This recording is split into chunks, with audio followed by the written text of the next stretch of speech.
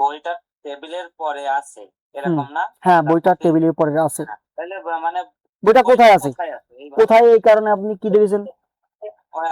মানে আর ডাব্লিউএইচ এর এই 2 নম্বরের এই রুলসটা যদি আপনি মনে রাখেন তাহলে অবশ্যই আপনি 4টা পারবেন, কনফার্ম 4টা 4 মার্ক আপনি পাবেন।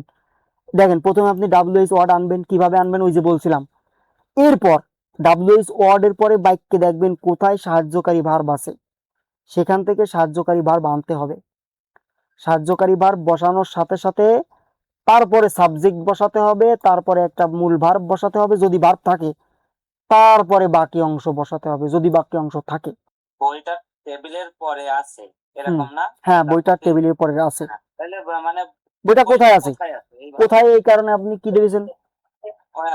মানে ওয়ার দিয়েছেন। দেওয়ার পরে আপনাদেরকে কি করতে হবে?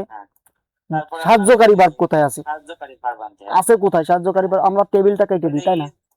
সাহায্যকারী ভার্ব ইজ আছে, ইজ এনে দিছি এখানে। তারপরে সাবজেক্ট কোনটা? সাবজেক্ট ওই বই। হ্যাঁ, বইটা কিন্তু সাবজেক্ট।